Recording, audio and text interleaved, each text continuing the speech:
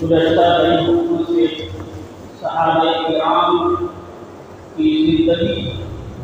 اور ان کی سیرتوں کے متعلق گفتگو ہو رہی ہے، اور صحابہ کرام کی زندگی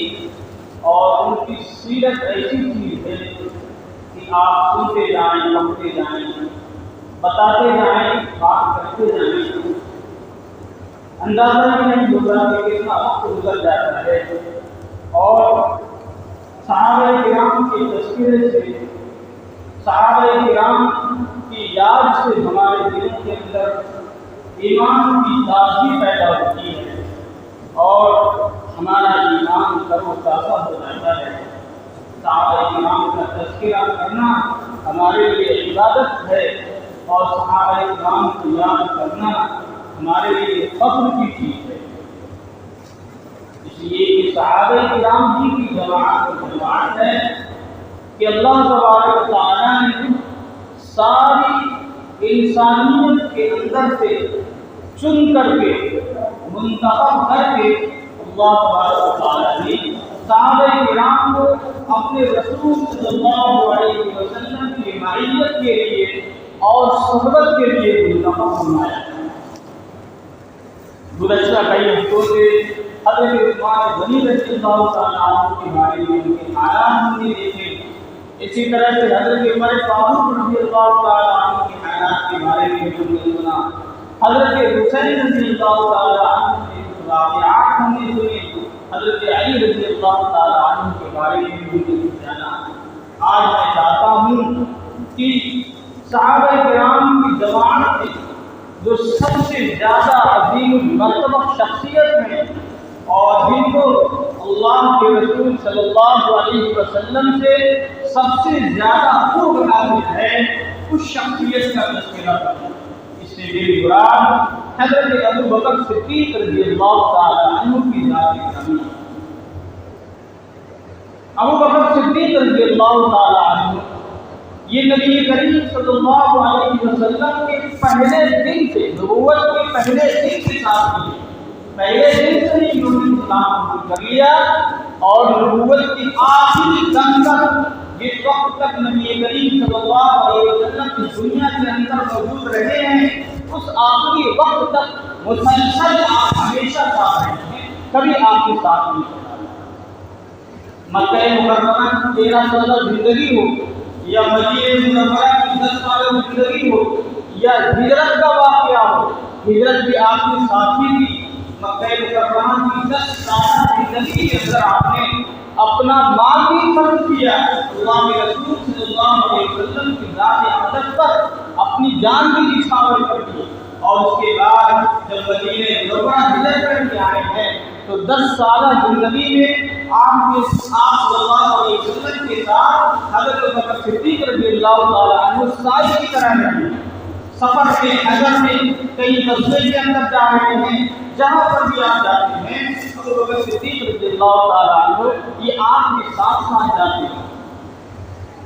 لہذا صحابہ کرام کی جماعت کے اندر سب سے بڑا مرتبہ، سب سے بڑا مقام جس کو حاصل ہے وہ ابو بکر صدیق رضی اللہ عنہ کی ذات گرامی۔ دوسرے صحابہ کرام کی صحابیت کا اگر کوئی انکار کرتا ہے تو کافر نہیں ہوگا، لیکن ابو بکر صدیق رضی اللہ عنہ کی صحابیت کا اگر کوئی انکار کرتا ہے تو وہ کفر کے درجے میں پہنچ جائے گا۔ کیوں؟ اس لیے کہ ابو بکر صدیق رضی اللہ عنہ کی صحابیت یہ قرآن کریم سے ثابت ہے، اور پوری امت مسلمہ کا اس پر متفقہ فیصلہ ہے کہ ابو بکر کی صحابیت یہ قرآن کریم سے ثابت ہے۔ اللہ تبارک و تعالیٰ نے آپ کو صحابیت کا سرٹیفکیٹ دیا ہے، لہٰذا اب اگر کوئی انکار کرتا ہے تو بکر صدیق رضی اللہ عنہ کی صحابیت کا تو وہ کفر کے درجے میں پہنچ جائے گا، کیونکہ وہ ڈائریکٹ قرآن کریم سے ہی کام کرنے والا ہو جائے گا۔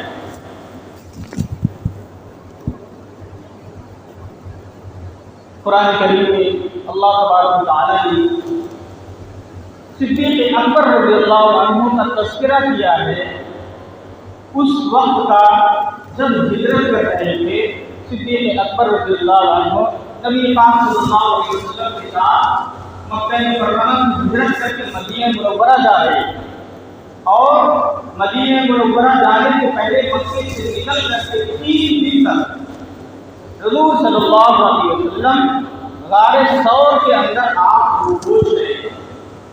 اس غار ثور کے اندر صدیق اکبر بھی بالکل صاحب کی طرف ساتھ ساتھ رہے، آپ کے ہمراہ رہے اور آپ کو ہر طرح سے تکلیفوں اور مصیبتوں کو دور کرتے رہے۔ غار ثور کے اندر کا واقعہ اللہ تبارک و تعالیٰ نے ذکر کیا ہے۔ فرمایا اللہ تبارک و تعالیٰ نے کہ جس وقت کافروں نے نکال دیا دوسرے میں سے دوسرے کو، دو میں سے دوسرا نہ کہنے لگا کہ دو میں کا دوسرا مطلب یہ ہے کہ اس کے دو تھے، ایک صدیق اکبر رضی اللہ تعالیٰ عنہ اور ایک ہے نبی پاک صلی اللہ علیہ وسلم کی ذات گرامی۔ تو ان کو ثانیہ نہیں کہا گیا کہ گما ہوگا جب یہ دونوں غار دن سکتے کہ یقول لصاحبہ، جب صدیق اکبر اپنے ساتھی سے کہنے لگے یعنی نبی کریم صلی اللہ علیہ وسلم سے کہنے لگے کہ لا تحزن ان اللہ معنا۔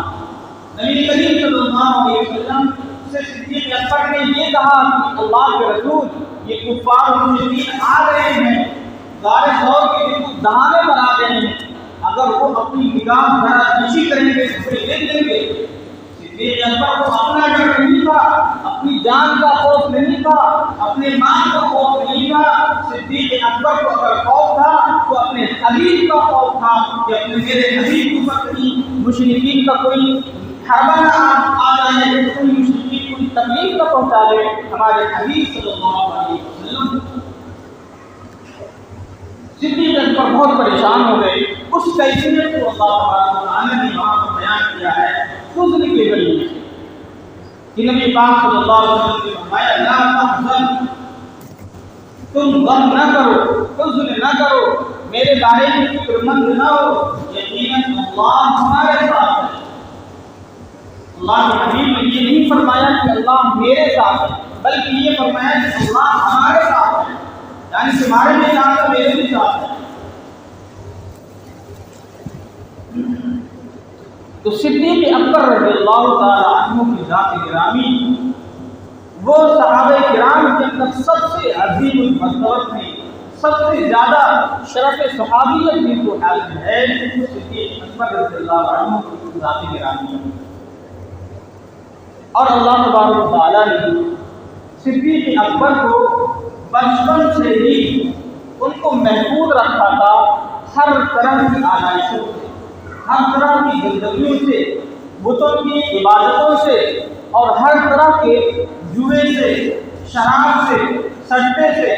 ہر طرح کی برائیوں سے اللہ تبارک و تعالیٰ نے صدیق اکبر کو محفوظ رکھا تھا، بچا رکھا تھا۔ ایک بار کا واقعہ ہے کہ زمانہ جاہلیت کے اندر جب نبی پاک صلی اللہ علیہ وسلم کی بعثت نہیں ہوئی تھی، اس وقت صدیق اکبر کے والد تھے، ان کا نام تھا عثمان بن ابی قحافہ۔ تو انہوں نے کہا صدیق اکبر سے بیٹے تم کیوں عبادت نہیں کرتے ہو ہمارے معبودوں کی، چلو آج میرے ساتھ اور چل کر کے وہاں جہاں پہ ہم نے بتوں کو رکھ رکھا ہے وہاں پہ چلو عبادت کرو۔ تو صدیق اکبر ساتھ بولیے جانے کے لیے گئے، جا کر کے ان کے والد نے ابو قحافہ نے جا کر کے عبادت کی۔ عبادت کرنے کے بعد صدیق اکبر سے کہنے لگے بیٹے تم بھی عبادت کرو، ان کو پوج لو، ان کو ڈنڈوت کر لو تم بھی۔ تو صدیق اکبر رضی اللہ عنہ نے کہا کہ ذرا مجھے شرم آتی ہے، آپ یہاں پر آپ چلے جائیں باہر، اس کمرے سے باہر نکل جائیں تو اس کے بعد میں عبادت کروں گا۔ وہ باہر چلے گئے۔ صدیق اکبر رضی اللہ عنہ نے کہا بتوں سے کہ کیا تم میری بات سن رہے ہو؟ ظاہر سی بات ہے کہاں سے جواب آتا؟ تو کہنے لگے کہ تم اندھے بیٹھے نہ دیکھ سکتے ہو نہ سن سکتے ہو۔ پھر اس کے بعد کہا کہ مجھے بھوک لگی ہے، مجھے کچھ کھانا دے دو۔ تو وہ پتھر سے ویسے ہی تھے، کچھ بولے نہیں۔ تو صدیق اکبر نے کہا کہ نہ تم میرے رازق ہو نہ تم میرے غائب ہو، نہ ہی تم مجھے کچھ دے سکتے ہو، میں تمہاری عبادت کیوں کروں؟ اور ایک پتھر اٹھا کر اس کو مارا، بت کو وہ گر گیا۔ اس کے بعد وہ واپس چلے گئے۔ تو اللہ تبارک و تعالیٰ نے صدیق اکبر رضی اللہ عنہ کو ہر طرح کی مصیبتوں سے، ہر طرح کی بری عادتوں سے اور گندی باتوں سے زمانے جاہلیت کے اندر بھی محفوظ رکھا تھا۔ سب سے پہلے جو ایمان لے آئے ہیں وہ صدیق اکبر رضی اللہ تعالیٰ عنہ۔ اللہ کے نبی صلی اللہ علیہ وسلم نے ایک بار خطبہ دیتے ہوئے ارشاد فرمایا، منبر پر خطبہ دے رہے تھے آپ اور سارے صحابہ کرام سامنے تھے، آپ نے فرمایا کہ میں نے تم سب کے اوپر اسلام پیش کیا تو تم سب نے کچھ نہ کچھ سوچا، کچھ نہ کچھ تأمل کیا اور یہ کہا کہ ٹھیک ہم سوچیں گے، اس کے بعد تم لوگ ایمان لے آئے۔ لیکن صدیق اکبر وہ ہیں کہ میں نے ان کے اوپر اسلام پیش کیا، انہوں نے فوراً کہا آمنا و صدقنا، میں ایمان لے آیا اور فوراً کلمہ شہادت لا الہ الا اللہ محمد رسول اللہ پڑھ لیا۔ اسی طرح سے معراج کا واقعہ ہے۔ صدیق اکبر کو صدیق کا لقب کب ملا؟ یہ واقعہ معراج سے ملا ہے کہ جس وقت نبی پاک صلی اللہ علیہ وسلم مکہ مکرمہ میں تھے، اللہ تبارک و تعالیٰ نے حضور صلی اللہ علیہ وسلم کو معراج پر بلایا، آسمانوں کے اوپر عرش کے پاس نبی پاک صلی اللہ علیہ وسلم کو بلایا اور اس کا تذکرہ 15ویں پارے کی سورہ اسراء میں ہے، سبحان الذی اسری بعبدہ لیلا من المسجد الحرام الی المسجد الاقصی، پاک ہے وہ ذات جو اپنے بندے کو لے گئی راتوں رات مسجد حرام سے مسجد اقصی تک، الی المسجد الاقصی الذی بارکنا حولہ لنریہ من آیاتنا، پھر مسجد اقصی سے وہ جان دے گئی ساتوں آسمان اور پھر اس کے بعد عرش تک اپنے بندے کو لے کر کے گئے۔ صبح کو آپ نے تمام لوگوں سے کہا کہ لوگوں مجھے اللہ تعالیٰ نے معراج پر بلایا ہے اور مجھے معراج نصیب ہوئی ہے اور اللہ تبارک و تعالیٰ نے اس طرح سے مجھے اپنا نبی بنایا اور خصوصی تقرب عطا کیا ہے اور اللہ تبارک و تعالیٰ نے مجھے اپنے پاس بلایا تھا آسمانوں کے اوپر اور میں راتوں رات مکہ مکرمہ سے بیت المقدس گیا ہوں۔ بیت المقدس سے ساتوں آسمان کو پار کرتے ہوئے میں عرش بالا تک پہنچ گیا ہوں، وہاں پر اللہ تبارک و تعالیٰ نے مجھ سے شرف کلامی نصیب فرمائی۔ مشرکین نے سنا تو بڑا مذاق اڑایا، کہنے لگے کہ کوئی شخص کیسے ہو سکتا ہے کہ راتوں رات مکہ مکرمہ سے بیت المقدس پہنچ جائے، ہزاروں میل کا سفر ہے، اسی طرح سے وہ کئی آسمانوں تک پہنچ جائے گا، یہ تو ناممکن سی بات لگتی ہے۔ تو ایک مشرک اس میں تھے، گیا صدیق اکبر رضی اللہ عنہ کے پاس، ابھی صدیق اکبر کو پتا نہیں تھا، اس مشرک نے یہ کہا کہ ذرا اب تو بتاؤ تمہارے ساتھی ایک ہی بات کہتے ہیں کہ ہم راتوں رات مکہ مکرمہ سے مدینہ منورہ پہنچ گئے اور پھر وہاں سے ساتوں آسمان سے عرش اللہ سے ملاقات کی، اس طرح کی باتیں کہتے ہیں۔ تو صدیق اکبر نے اس مشرک سے پوچھا کہ کیا انہوں نے یہ بات کہی ہے؟ اس مشرک نے کہا وہ یہ دعویٰ کر رہے ہیں انہوں نے یہ بات کہی ہے۔ تو صدیق اکبر رضی اللہ عنہ نے کہا کہ اگر انہوں نے یہ بات کہی ہے تو یہ بات سچ ہے اور میں اس پر ایمان لے آتا ہوں کہ اللہ تبارک و تعالیٰ نے آپ کو معراج عطا فرمایا۔ جب نبی پاک صلی اللہ علیہ وسلم کے واقعے کا علم ہوا تو آپ نے ان کو صدیق کا لقب عطا فرمایا، اس کے بعد سے ان کا لقب صدیق اکبر پڑ گیا۔ ابو بکر ان کا نام ہے، حالانکہ یہ ایک کنیت ہے۔ ابو کی معنی ہے والد اور بکر کی معنی ہے آگے ہر چیز کے اندر آگے بڑھنا، ہر خیر کے کام کے اندر، اچھے کام کے اندر آگے بڑھنے والا جو ہوتا ہے اس کے لیے لفظ بکر آتا ہے۔ تو صدیق اکبر کا نام ابو بکر اسی لیے پڑا کہ وہ ہر خیر کے کام کے اندر آگے بڑھنے والے تھے۔ حالانکہ ان کا نام تھا عبداللہ، پہلے عبد الکعبہ نام تھا، پھر اللہ کے رسول صلی اللہ علیہ وسلم نے ان کا نام اصلی نام بدل کر کے ان کا نام عبداللہ رکھ دیا، لیکن ان کا لقب مشہور ہوا ابو بکر، اور یہ لقب اس وجہ سے پڑا کہ صدیق اکبر ہر خیر کے کام کے اندر بہت زیادہ سبقت کرنے والے، آگے بڑھنے والے تھے۔ مکہ مکرمہ کی پوری زندگی کے اندر صدیق اکبر رضی اللہ عنہ نے ہر مقام پر، ہر جگہ آپ سائے کی طرح نبی پاک صلی اللہ علیہ وسلم کے ساتھ رہے اور ہر طرح سے ان کی مدد کی۔ جس وقت بیعت ہوئی ہے حضور صلی اللہ علیہ وسلم کی، اس وقت حضرت ابوبکر صدیق رضی اللہ عنہ کے پاس 40,000 درہم تھی، 40,000 درہم تھی۔ اور جس وقت مکہ مکرمہ کی ہجرت کا حکم آیا ہے اور جب یہ ہجرت کرنے لگی ہیں حضور صلی اللہ علیہ وسلم کے ساتھ میں، تو اس وقت ان کے پاس 5,000 درہم بچے، سارا کا سارا پیسہ انہوں نے صرف اسلام کے لیے، اسلام کی بقا کے لیے خرچ کر دیا۔ جب دیکھتے تھے کسی غلام کو لوگ تکلیف پہنچا رہے ہیں اسلام لانے کی وجہ سے، اس کو خرید کر آزاد کر دیا کرتے تھے۔ ابوبکر صدیق رضی اللہ عنہ نے دیکھا کہ حضرت بلال رضی اللہ تعالیٰ عنہ مؤذن رسول ہیں، ان کا آقا بہت زیادہ تکلیفیں پہنچا رہا ہے۔ ایک مرتبہ دیکھا کہ تپتی ہوئی چٹان کے اوپر ان کو لٹا کر کے ان کے اوپر بھاری پتھر رکھا ہوا ہے سینے کے اوپر۔ تو صدیق اکبر رضی اللہ عنہ نے فوراً گئے کہ آقا سے حضرت بلال رضی اللہ عنہ کو خریدا اور خرید کر کے آزاد کر دیا۔ اسی طرح بہت سے غلاموں کو خرید کر کے وہ آزاد کرتے رہے اور اپنا سارا پیسہ انہوں نے اسلام کی بقا کے لیے اور اسلام کی نشر و اشاعت کے لیے اور مسلمانوں کی حفاظت و اعانت کے لیے اور اللہ کے رسول صلی اللہ علیہ وسلم کی مدد کے لیے سب کچھ خرچ کر دیا۔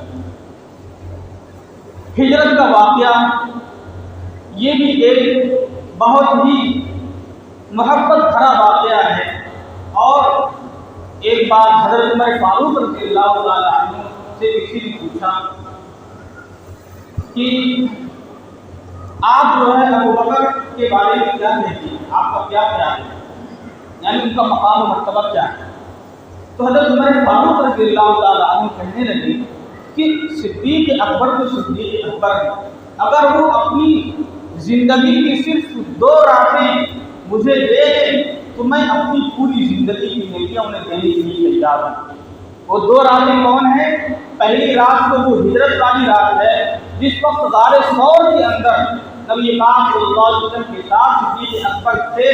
وہاں پر جس طرح سے انہوں نے عشق کا مظاہرہ کیا اور اس کا تذکرہ خود قرآن پاک میں اللہ تعالیٰ نے جس طرح کیا ہے، وہ رات اگر مل جائے مجھے، صدیق اکبر مجھے دے دے تو میں اپنی پوری زندگی کو دینے کے لیے تیار ہوں۔ اسی طرح سے دوسرا واقعہ وہ تھا جب حضرت صدیق اکبر خلیفہ بن گئے، تو خلیفہ بننے کے بعد جو منتظرین سے خطاب کے وقت جو انہوں نے ثواب کا مظاہرہ کیا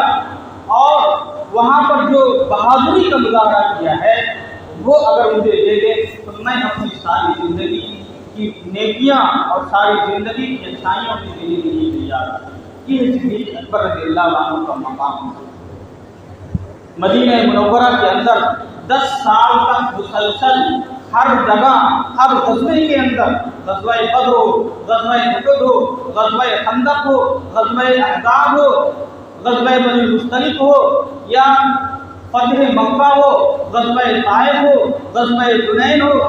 جہاں پر بھی ہر جگہ دیکھیے صدیق اکبر ہر غزوے کے اندر نبی پاک صلی اللہ علیہ وسلم کے ہم رکاب رہے اور نشین رہے، ہمیشہ ساتھ دیتے رہے۔ جب نبی پاک صلی اللہ علیہ وسلم کی وفات ہو گئی، وفات ہونے سے پہلے 17 نمازیں صدیق اکبر رضی اللہ عنہ نے حضور صلی اللہ علیہ وسلم کے مصلی پر آپ کی حیات کے اندر انہوں نے 17 نمازیں پڑھائی۔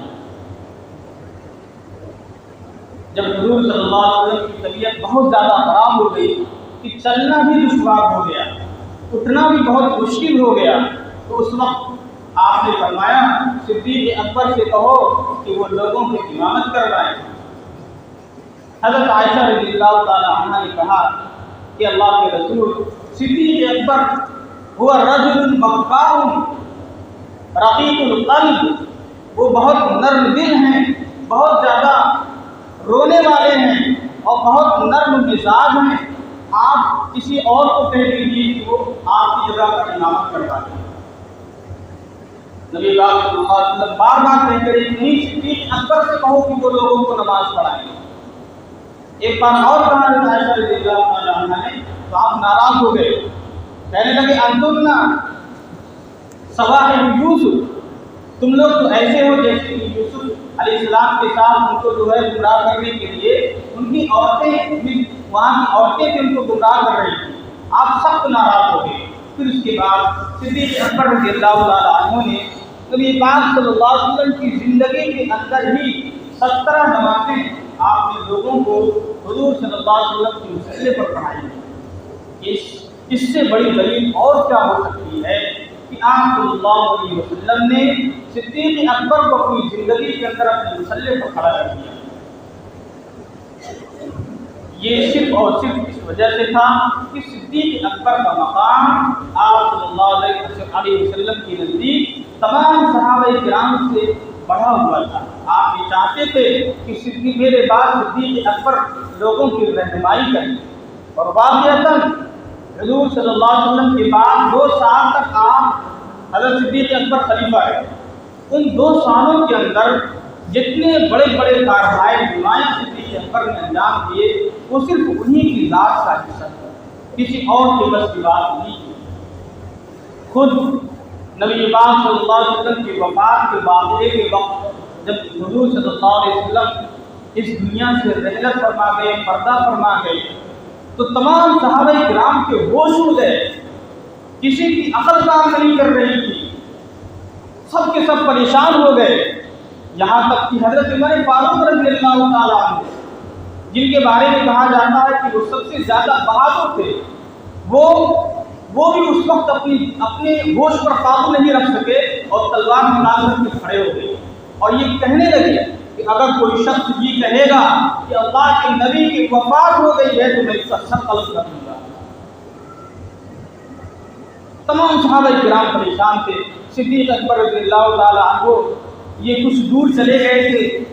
قبا کی جانب، تو وہاں سے جب ان کو خبر ملی ہے، حضرت سالم دوڑتے ہوئے گئے ان کو بتائیں کہ اس طرح کا واقعہ پیش آ گیا ہے اور حضرت عمر تلوار لے کر کے کھڑے ہو گئے ہیں، تو آپ وہاں سے جلدی وہاں سے چادر گھسیٹتے ہوئے آئے ہیں اور آ کر بھی سب سے پہلے نبی پاک صلی اللہ علیہ وسلم کی پیشانی مبارک کو بوسہ دیا اور یہ کہا انک میت وانہم میتون، کہ آپ بھی اس دنیا سے رحلت فرمائیں گے اور سب کے سب دوسرے لوگ بھی اس دنیا سے رحلت فرمائیں گے۔ آپ کو اللہ تعالیٰ نے ایک اور دے دی ہے، آپ پر 2 وقتیں جمع نہیں ہو سکتی۔ پھر اس کے بعد آئے ہیں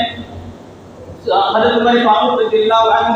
ایک مسجد کی ایک گوشے کے اندر کھڑے ہیں تلوار لیے ہوئے جوش کے اندر، صدیق اکبر ان کی طرف توجہ نہیں ہوئی اور آئے ہیں آ کر کے ممبر پر کھڑے ہو گئے ہیں۔ ممبر پر کھڑے ہونے کے بعد کہنے لگے لوگوں سن لو، اگر تم میں سے کوئی محمد کی عبادت کرتا تھا تو وہ یہ جان لے کہ محمد کی وفات ہو گئی ہے، اور اگر تم میں سے کوئی اللہ کی عبادت کرتا تھا تو یہ جان لے کہ اللہ حی لا یموت ہے، وہ زندہ ہے، وہ مرنے والا نہیں ہے۔ اس کے بعد یہ آیت پڑھی وما محمد الا رسول قد خلت من قبلہ الرسل افإن مات او قتل انقلبتم علی اعقابکم، محمد تو صرف ایک رسول ہیں اور محمد سے پہلے بہت سارے رسول گزر چکے ہیں، اگر ان کا انتقال ہو جائے یا وہ شہید ہو جائیں تو کیا تم الٹے پاؤں واپس لوٹ جاؤ گے؟ قرآن کریم کی یہ آیت جب ابو بکر صدیق رضی اللہ عنہ نے ممبر پر کھڑے ہو کر کے تلاوت فرمائی ہے تو سارے صحابہ کرام کی گردنیں جھک گئیں اور ان کی عقل جو ہے وہ سمجھ میں آ گیا ان کو، اور وہ یہ کہتے ہیں کہ ہمیں ایسا لگ رہا تھا کہ یہ آیت ابھی نازل ہو رہی ہے، حالانکہ اس آیت کو پہلے سے سب لوگ پڑھ رہے تھے، لیکن جب صدیق اکبر نے اس موقع پر پڑھا ہے تو تمام صحابہ کرام نے جان لیا کہ اللہ کے نبی صلی اللہ علیہ وسلم اس دنیا سے رحلت فرما گئی ہے۔ تو اس وقت امت کو سنبھالنے والے صدیق اکبر رضی اللہ تعالیٰ عنہ ہیں۔ اس کے بعد جب صدیق اکبر رضی اللہ تعالیٰ عنہ کو خلیفہ بنایا گیا تو سارے صحابہ کرام نے کسی نے بھی کوئی تعارف نہیں کیا، تمام صحابہ کرام نے بالاتفاق صدیق اکبر کو اپنا خلیفہ مان لیا۔ یہ صدیق اکبر کی صحابہ کرام کے اندر وجاہت اور ان کی ثقافت اور ان کے مقام و مرتبے کی وجہ سے تھا۔ سب کو پتا تھا کہ صدیق اکبر کا مقام کیا ہے، اللہ کے نبی صلی اللہ علیہ وسلم کے سب سے زیادہ قریبی رہے ہیں صدیق اکبر رضی اللہ تعالیٰ عنہ۔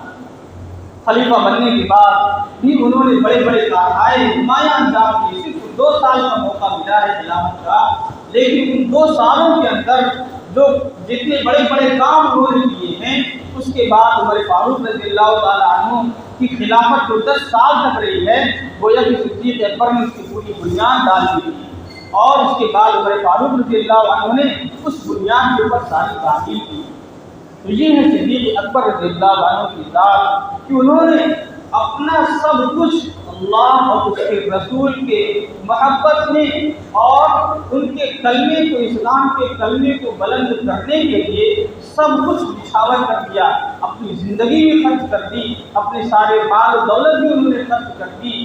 اس کے بعد اللہ تبارک و تعالیٰ نے ان کو وہ مقام عطا فرمایا کہ ساری امت کے اندر، سارے صحابہ کرام کے اندر ان کو سب سے بلند مقام عطا فرمایا اور سب سے بڑا مقام عطا فرمایا۔ ہمیں بھی چاہیے کہ ہم صدیق اکبر رضی اللہ تعالیٰ عنہ کی اسوے کو